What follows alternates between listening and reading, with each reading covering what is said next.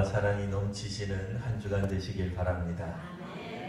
성령 충만하신 우리 성도님들 되시길 바랍니다. 또 말씀이 충만하신 우리 성도님들 되시길 바랍니다. 우리 함께 우리 원래는 하나님께 우리가 박수를 쳐드린다고 해서 하나님이 참 잘한다 이렇게 생각하진 않을 텐데, 그래도 우리가 할 수 있는 표현이 하나님께 영광의 박수를 올리는 게 있습니다. 우리 같이 한번 박수하도록 하겠습니다. 이제 우리가 찬송한 것처럼 또 우리가 아멘으로 화답한 것처럼 우리가 참으로 은혜로운 은혜 충만한 혹은 성령 충만한 말씀 충만한 그런 사람이 되어 이제 살게 될 터인데, 정말 우리가 성령 충만하다는 게 뭘 의미할까요? 말씀이 충만하다는 사람 혹은 말씀이 충만한 교회, 도대체 어떤 교회일까요? 오늘 성경 말씀에 따르면 하나님의 말씀이 또 하나님의 성령이 충만했던 사역자 예레미야가 나옵니다. 그는 오늘 성경에 따르면 무려 23년 동안이나, 물론 이제 예레미야가 활동한 것이 대략 40여 년 활동을 합니다. 40여 년 동안 하나님이 함께 하시고 하나님이 그의 입술에 말씀을 더하시고 또 성령께서 함께 그와 동행하사 하나님의 일을 하도록 만들어 주셨습니다. 자, 그러면 성령 충만하고 은혜가 충만하고 말씀이 충만한 사람들에게는 항상 우리가 생각하기에 만사형통하는 축복이 있을 것만 같습니다. 무엇을 하든지 다 이루어내는 그런 은혜가 넘칠 것 같습니다. 근데 오늘 성경 말씀 예레미야를 읽다가 보면 무려 23년 동안이나 하나님이 예레미야에게 말씀을 더하여 주셨는데 어찌된 일인지 그는 소위 말하는 세상적 관점에서 볼 때에 열매를 맺지 못했습니다. 그가 우리의 말씀 사역자라고 생각해 본다면 그가 23년 동안 설교 사역을 했는데 그의 설교를 듣고 회개한 사람이 없다, 그런 얘기입니다. 그가 만약 선교사라고 이야기한다면 선교 사역을 23년 동안 열심으로 했습니다. 하나님이 그와 날마다 동행하셨고 23년 내내 그의 입술에 하나님의 말씀을 더하여 주셨는데 어찌된 일인지 예레미야는 성공적 목회, 성공적 선교, 성공적인 열매는 하나도 없습니다. 말씀을 전하는 사람의 큰 기쁨은 말씀을 듣는 사람들이 회개하는 일입니다.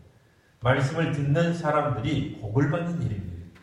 선교사에게 있어서 큰 기쁨은 선교사역이 커지는 것도 있고 선교사의 이름이 높여지는 것도 있겠지만 그런 것보다는 선교지 사람들이 예수님을 잘 믿고 주께 돌아와 주님을 찬양하는 일 아니겠습니까?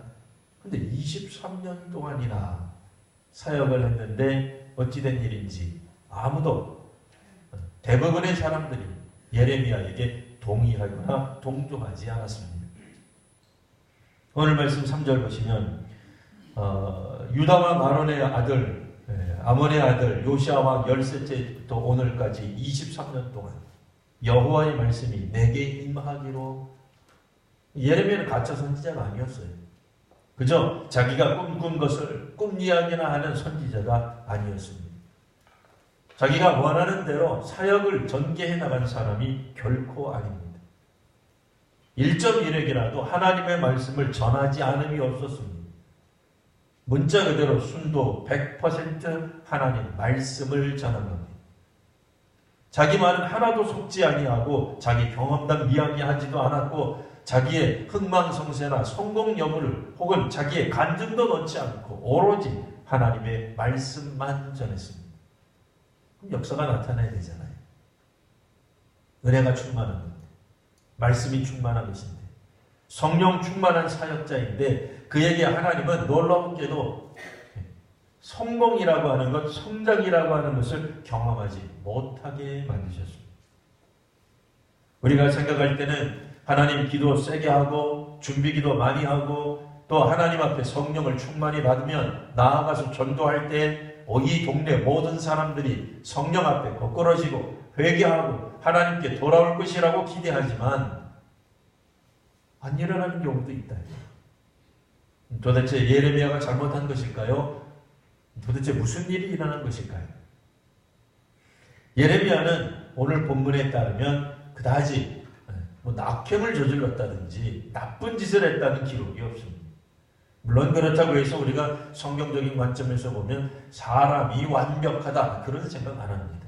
완벽한 인간 어디에도 없습니다. 완전한 인간 어디에도 없습니다. 목회자 아니라 목회자 할아버지쯤 된다 하더라도 장로님 아니라 장로님 할아버지가 된다 하더라도 사람은 다 연약한 점이 있기 마련입니다. 그렇다고 해서 예레미야가 잘못을 많이 저질렀느냐 그런 것도 아니에요. 악행을 저지른 사람도 아닙니다. 23년 동안 그에게 주어진 하나님의 말씀을 그대로 전했습니다. 그러면 잘한 거죠. 자기 말 안 섞으면 잘한 거죠. 하나님의 말씀을 순전히 전했으면 잘한 거죠. 예레미야가 물론 인격적으로도 우리가 선포하고 인격적으로도 말씀을 살아가야 되는 측면도 있겠으나 예레미야라고 해가지고 성질 안 부렸겠어요? 예레미야라고 해서 하나님의 말씀에 대해 의심이 안 생겼겠습니까? 그도 하나님의 말씀을 선포하다 보면 말씀을 증거하기 싫을 때도 있을 거예요. 중요한 것은 하나님 말씀이 올바로 선포되느냐 안 되느냐가 중요한 거예요. 말씀이 충만하냐 성령이 충만하냐 이거예요. 예레미야는 그 관점에서 보면 성령 충만한 사역자였다. 말씀과 은혜가 충만한 사역자라고 볼 수 있습니다. 그러면 그가 그렇게 성령 충만해서 말씀이 충만해서 사역을 무려 23년 동안 했으면 소위 말하는 열매가 있어야 되잖아요. 남유다 백성들이 회개해야 되잖아요. 바벨론에 멸망당하면 안 되잖아요. 그러나 현실은 바벨론에 의한 멸망이 남유다 왕국의 운명이었던 것입니다. 사역자로서의 예레미야를 살펴보면 그는 참 불행한 사람이죠. 기뻐할 만한 내용이 하나도 없어. 그럼 그렇다고 해서 그가 하나님의 말씀에 순종 안 했느냐? 그렇지도 않아요. 100% 말씀에 순종했을지라도 그가 손으로 쥘 만한 소위 말하는 성공적인 결과물은 아무것도 없었습니다. 중요한 건 그거예요. 23년 동안 사역하면서도 성공의 열매가 없을지라도 세상적인 관점에서 성공한 열매가 없을지라도 끝까지 그 사역을 감당할 수 있겠는가 하는 것입니다. 우리가 자녀를 양육하다가 보면 어느 정도 아이가 자라고 어느 정도 아이가 장성하면 이제는 되겠지라고 생각하는데 막 그가 엉뚱한 짓을 해요. 힘들잖아요. 근데 잘 나가다 엉뚱한 짓을 하면 힘든 거지 매번 아이가 틀어졌어. 그런데도 끊임없이 사랑하고 끊임없이 보살펴주고 끊임없이 하나님의 말씀으로 양육할 수 있겠는가 하는 거예요. 결혼을 했는데 남편이나 혹은 부인 되는 사람이 계속해서 나쁜 짓을 한 23년 동안 같이 앉았죠. 살기 힘들죠. 하나님의 말씀을 선포를 하는데 듣는 이들이 회중이 도무지 변화가 없어요. 갈등 생기지 않겠습니까? 내가 잘못된 건가? 내가 하나님 말씀을 잘못 전하는 건가? 아니면 뭐가 잘못됐을까? 중요한 것은 포기하지 아니하고 끝까지 하나님의 말씀을 선언할 수 있어야 되는 것입니다. 성령 충만하다고 하는 것은 꼭 만사형통을 의미하지 않습니다. 우리 눈앞에 어떠한 열매도 맺지 않을 수도 있습니다. 무려 23년 동안이요. 말씀을 듣는 사람들이, 우리와 성경 공부하는 사람들이, 우리와 구역 예배를 드리는 사람들이 23년 동안 안 바뀔 수도 있는 거예요. 여전히 고집세고 자기가 옳다 그러고 듣기 싫으면 그냥 와서 들이받고 그렇게 할 수 있어요. 그래도 끊임없이 우리들은 하나님의 말씀에 서서 그를 섬기고 말씀을 증언하는 일이 있어야 된다는 것입니다. 그러면 오늘 도대체 무슨 일이 벌어지나요? 23년 동안 사역한 결과가 오늘 성경에 있는 것처럼 멸망이라면 도대체 우리는 무슨 희망을 가지고 사역에 감당할 수 있을까요? 사역의 주인은 우리가 아니라 하나님이시라는 겁니다. 종은 주인이 시키는 대로 그 사역을 감당할 뿐입니다. 때로는 종이 나아가 주인의 말을 전했을 때에 세상이 변화가 되고 또 많은 사람들이 거꾸러지고 회개하고 주께로 돌아오는 일도 있겠으나 그것은 어디까지나 종의 능력이 아니라 하나님의 말씀을, 주인의 말을 그대로 전했을 때 받아들인 사람들의 몫인 거예요. 하나님의 말씀이 우리가 순전하게 100% 전했는데 안 듣는 사람도 있을 수 있는 거예요. 우리가 중도에 포기하시면 안 됩니다. 열심으로 일을 했어요. 10년간, 20년간, 아니 23년간 일을 했는데 우리 교회가 여전히 100여 명으로 남을 수도 있습니다. 어떻게 생각하시겠어요? 하나님 말씀이 없어. 우리 교회는 은혜가 없어. 어떤 교회는 세워진 지 10년밖에 안 됐는데 1000명이 모인다는데 아마 그 교회에 은혜가 있을 것 같아요. 그 교회 집회야말로 성령 충만한 집회일 거예요. 무조건 그 교회를 비난하는 게 아니에요. 근데 우리는 그렇게 생각하지 않아요. 뭔가 가시적인 형태로 눈으로 보는 것으로 붙잡을 수 있는 어떤 것들이 벌어지기 시작하면 그곳에 하나님의 성령이, 은혜가, 말씀이 충만하다고 생각하는 경향이 있다 그 얘기예요. 그러나 반대로 오늘 말씀처럼 예레미야 선지자가 잘못된 선지자라고 누가 말하겠습니까? 예레미야 선지자가 허튼 짓을 하기라도 했습니까? 예레미야 선지자가 23년 동안 하나님의 말씀이 이 말에 따르면 매일같이 임하는 거예요. 이런 사역자 보기도 드뭅니다. 하나님의 말씀이 23년 동안 매일같이 임하는 거예요. 그거 잘못한 게 뭐가 있겠어요?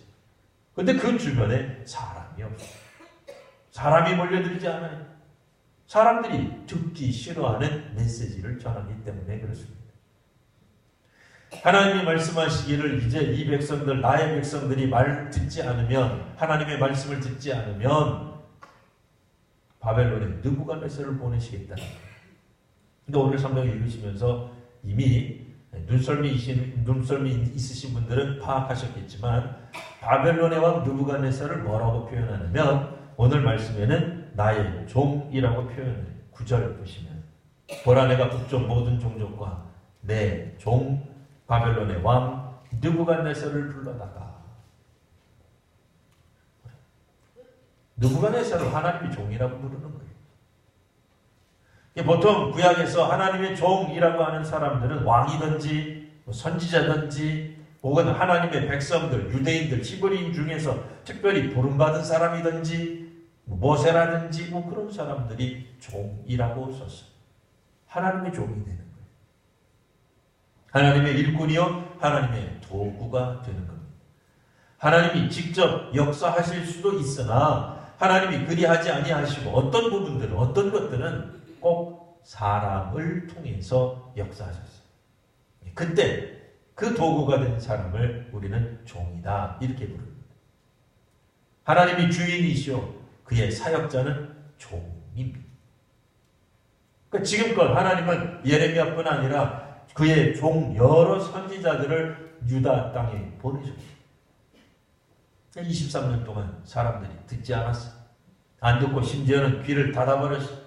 그러자 하나님이 말씀하시기를 나의 종 선지자들을 멸시한 너희들에게 나의 종 바벨론의 왕 느부갓네살을 보내시겠다는 거예요. 이쯤 되면 이제 우리가 궁금증이 생깁니다. 그럼 바벨론 왕 느부갓네살이 여호와 하나님을 믿었을까요?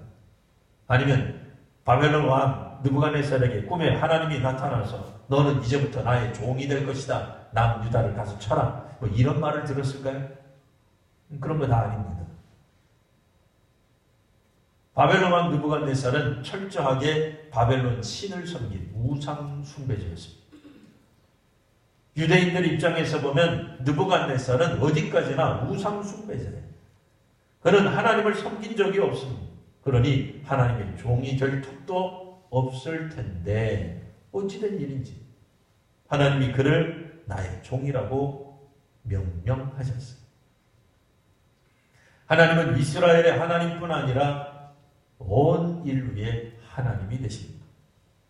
때문에 온 민족, 모든 민족을 하나님이 주관하시는 남유다를 다스리시고 남유다에게 하나님이 그의 진노를 베푸시기 위하여 때로는 바벨론을 세우시기도 하고 아수르를 세우시기도 하는 거예요. 그러니까 그런 의미에서 하나님의 심판의 도구가 되었다는 측면에서 오늘 바벨론 왕 느부갓네살이 하나님의 종이 되는 거예요. 우리 생각에는 그럼 느부갓네살이 어쨌든 하나님의 종이 되었으니 그의 삶이 좀 평탄해질 것 아닌가? 하나님이 좀 그의 뒤를 잘 봐줄 것 아닌가? 또 그런 생각을 하게 돼요. 왜요? 하나님이 종이잖아요. 기왕이면 하나님의 종으로 하나님의 도구로 일을 했으면 뭐 좀 좋은 게 있어야 되잖아요. 편의를 좀 봐주셔야 될 거 아니에요. 우리가 생각하기에 우리가 이만큼 일을 했으면 하나님이 우리가 한 번 잘못하면 좀 눈 감아주고 두 번 잘못하면 경고하고 세 번쯤 잘못해야 하나님이 징계하셔야지 뭐 그렇게 생각할 수 있잖아요. 일종의 특혜를 누리는 거죠. 근데 오늘 성경 읽으면 어때요? 처음에는 남유다가 잘못했기 때문에 남유다 땅이 폐허가 될 것이다. 그런 말이 나와요. 그 다음에 우리 성경 쭉 읽고 나서 마지막 부분에 가면은 이번에 11절 이 모든 땅이 폐허가 되어 놀랄 일이다. 이 민족은 70년 동안 바벨론을 섬기게 될 것이다. 당연히 남유다가 폐허가 될 것입니다. 그런데 12절에 보시면 여호와의 말씀이니라 70년이 끝나면 이제 남유다 바벨론에 끌려가 70년이 지나가는 거예요. 내가 바벨론의 왕과 그의 나라와 갈대인의 땅을 그 죄악으로 말미암아 벌하여 영원히 폐허가 되게 하되 이번에 폐허가 되는 것은 바벨론 땅을 말하는 거예요. 그러니까 이 오늘 우리가 같이 읽은 본문 안에서 한 번은 남유다가 폐허가 될 것이요 또 한 번은 바벨론이 폐허가 될 것이요 이렇게 나옵니다. 첫 번째, 남유다가 폐허가 되는 이유는 그들이 하나님의 백성이면서도 하나님이 종이 보낸 하나님의 종을 보내셨잖아요. 종들을 통해 하나님의 말씀이 선포됐는데 안 들은 거예요. 무려 23년 동안 안 들은 거예요. 그러니까 그 땅이 폐허가 돼요. 가나안 땅이 더 이상 못 사는 거예요. 왜요? 이스라엘 사람들이 본디 가나안 땅에 들어갈 때 조건이 하나 있었어요. 물론 조상들, 아브라함 때부터 맺어졌던 조상들과의 언약 때문에 하나님이 가나안 땅을 주신 거예요. 히브리 민족에게. 근데 그 이스라엘 사람들, 히브리 민족, 이스라엘 사람 같은 뜻이죠. 이스라엘 사람들이 가나안 땅에 들어갈 때에 하나님이 한 가지 조건을 다셨어요. 가나안 땅에 들어가거든 뭐 하라고요? 가나안에 있는 우상들을 멸하라. 그렇게 말씀하셨어요. 가나안 땅에 있는 그런 신들을 없애라고요. 하나님 이외에 다른 신을 섬기지 말아라. 그 뜻이에요. 왜요? 이스라엘 백성들에게 가나안 땅을 선물로 주신 이는 여호와 하나님이시기 때문에 그래요. 그러니 가나안 땅에 들어가서는 그들이 하나님이라고 하는 그 신만 섬겨야지 다른 신을 섬기면 안 되는 거예요. 뭐 나쁜 조건 아니죠. 살 수 있는 땅도 주시겠고 풍요롭게 또 비도 내려주실 것이고 하나님만 섬기라는데 뭐가 그렇게 나쁜 조건이겠어요. 근데 문제는 이스라엘 사람들이 가나안 땅에 살면서 풍요로워지기 시작하자 하나님보다는 다른 신들에게 관심이 많이 가기 시작합니다. 하나님 한 분만으로는 이분들이 만족하지 못해요. 다른 신을 섬기기로. 그래서 주께서는 주의 종 선지자들을 끊임없이 보내시고 계속해서 보내시고 예레미야뿐 아니라 이사야, 아모스 우리가 알고 있는 구약에 있는 수많은 선지자들을 보내어 남유다 혹 북이스라엘에게 경고의 말씀을 주는데 이들이 그 경고를 듣지 않아요. 경고는 뭐겠어요? 수많은 경고의 내용이 있으나 한마디로 요약하면 하나님을 섬기라는 거예요. 하나님 이외에 다른 신 섬기지 말라는 거예요. 근데 그들이 여전히 듣기를 거부합니다. 하나님이 그 땅을 폐허로 만드시는데 그 이유는 이렇게 정리할 수 있죠. 너희들이 그렇게 다른 신 섬기는 걸 좋아하느냐? 아무리 내 종 선지자를 보내도 하나님 섬기기보다는 다른 신 섬기는 걸 포기할 수 없더냐? 그러면 그 신들이 원래부터 있던 것들이 있어요. 사람들이 어떤 신에게 관심이 있겠어요? 예. 강대국의 신에 관심이 많아요. 사람들이. 약소국의 신에는 별로 관심이 없어요. 우리도 유학을 가면 어디를 간다고요? 강대국에 유학 가는 거예요. 약소국에 유학 안 가요, 잘. 우리가 생각하기에 우리보다 못 산다. 그럼 거기 유학 잘 안 가요. 우리보다 잘 산다. 그럼 거기 유학 가는 거예요. 무기를 수입하더라도 군사적 우위에 있는 그런 나라 무기를 수입해야지. 우리가 뭐 지금 이 시대에 활을 수입하겠어요? 창을 수입하겠어요? 그리고 수입 안 하잖아요. 우리보다 훨씬 더 강력한 대국, 강대국의 무기도 수입한단 말이에요. 사람들 생각하기에 강한 것은 좋다고 생각해요. 큰 것은 좋다고 생각해요. 뭐 아주 틀린 말은 아니에요. 근데 100% 맞는 말도 아니에요. 히브리인들, 이스라엘 백성들 사이에 마음 가운데, 그럼 이 시대에, 그러니까 그때 당시죠. 한 3,000년, 4,000년 전 벌써 시대는. 그 시대에 가장 강력한 나라가 어디냐? 한때는 애굽이었어요. 애굽의 신들에게 관심이 많은 거예요. 왜? 애굽 신이 얼마나 강했으면 애굽을 강하게 만들어 줬겠어요. 그러다 아수르로, 그러다가 바벨론으로 강대국이 점점 바뀌어갑니다. 이스라엘 사람들 마음 가운데 무슨 생각이 들어요? 아수르가 강대국인 거 보니까 아수르의 신들이 좋은 건가 보다. 바벨론의 신들이 능력이 있는가 보다. 이참에 우리 한번 갈아타자. 그렇게 생각하는 거예요.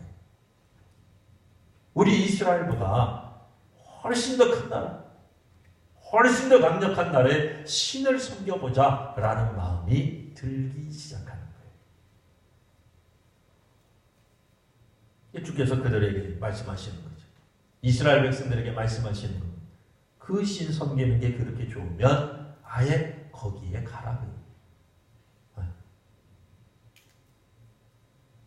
예루살렘 성전에서는 원래 하나님이 계신 곳이요, 하나님이 세우신 도시요, 하나님이 세우신 나라지만 하나님 섬기지 않아요, 그들이. 그러면 하나님이 떠나가시겠다는 거예요. 이스라엘 백성들을 가나안 땅으로 인도하신 하나님, 그 하나님이 이스라엘 백성들에게 원하는 것은 한 가지였습니다. 다른 신을 섬기지 말고 여호와 하나님만을 섬기라는 거예요. 왕을 섬기라는 것도 아니고 선지자를 섬기라는 것도 아니고 능력 있는 어떤 사람을 섬기라는 것도 아니에요. 부흥 발전하게 계신 그런 왕을 섬기는 그런 거 아니에요. 하나님을 섬기라는 거예요. 근데 하나님 섬기지 않는 거예요. 이들이 다른 나라의 마음을 빼앗겨 버렸어요. 다른 신들에게 마음을 빼앗겨 버렸어요. 주께서 말씀하시기를 이제 그 신이 있는 곳으로 가도록 만드시는 거예요. 그래서 가나안 땅이 황폐해지는 것입니다. 이스라엘 땅이 황폐해지는 거예요. 하나님의 새로운 종 느부갓네살을 통하여서 이제 남유다가 망하게 된 것입니다. 자, 그러면 남유다를 망하게 한 바벨론이 하나님의 종이요, 하나님의 도구였으니 그들도 특혜가 좀 있어야 될 거 아니에요. 70년이 지난 다음에 그들도 좀 하나님 앞에서 칭찬을 받아야 될 것 아니겠어요? 근데 오늘 성경에 보면 칭찬받지 못합니다. 오늘 말씀 보시면 12절 말씀, 내가 바벨론 왕과 70년이 지나면, 70년이 끝나면 내가 바벨론 왕과 그의 나라와 갈대아인의 땅을 그 죄악으로 말미암아 벌하여 영원히 폐허가 되게 할 것이다. 하나님의 도구가 되었다는 것만으로 특혜가 있는 게 아닙니다. 물론 그들이 오늘 우리들이 생각하는 것처럼 성령 충만한, 말씀 충만한, 은혜가 충만한 사람은 아니에요. 그런 민족은 아니었어요. 그렇다 할지라도 하나님의 손에 붙잡힌 도구가 될 수는 있어요. 그렇다 하더라도 하나님 보시기에 죄악이 있다면 그 땅도 폐허가 되고 말 것입니다. 그 70년 동안이나 그들은 바벨론은 다른 민족들을 섬기고 다른 민족들을 발의 밑에다 두고 살았어요. 모든 주변의 민족들이 바벨론을 섬겼어요.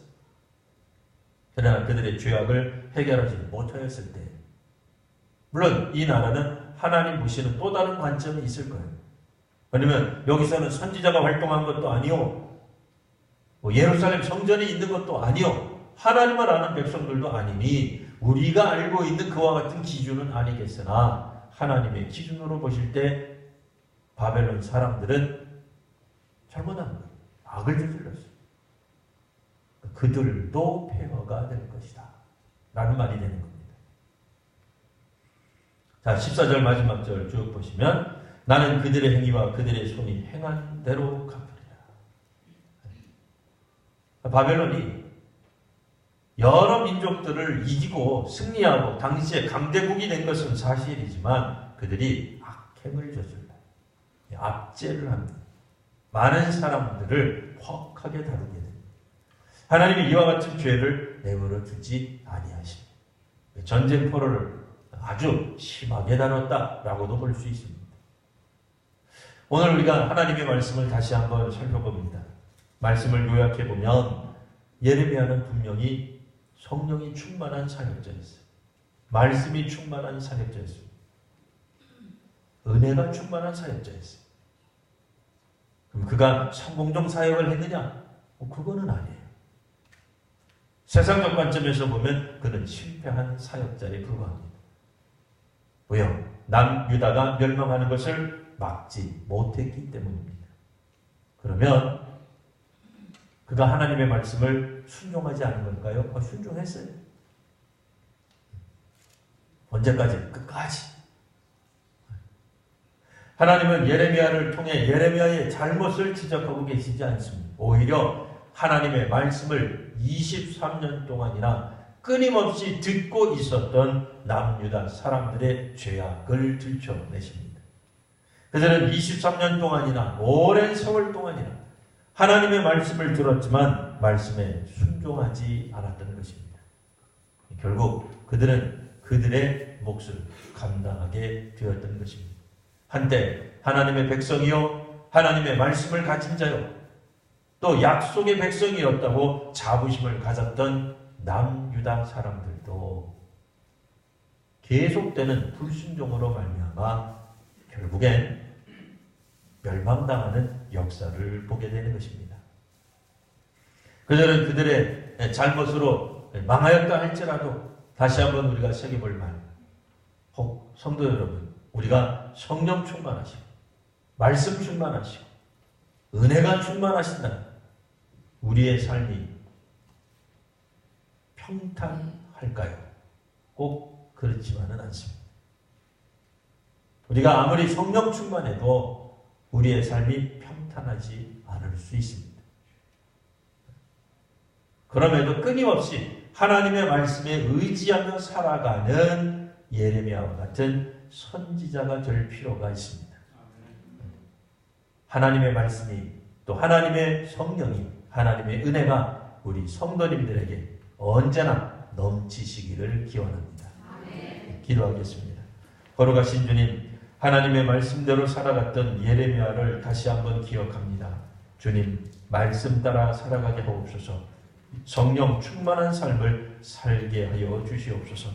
우리들이 보기에 세상적인 성공이나 성장이 없을지라도 중도에 포기하는 일 없이 끝까지 하나님의 말씀을 붙들고 나아가는 믿음의 사람들, 믿음의 교회, 한국교회가 되게 하여 주옵소서. 거룩하신 우리 구주 예수님 이름으로 기도드리옵나이다.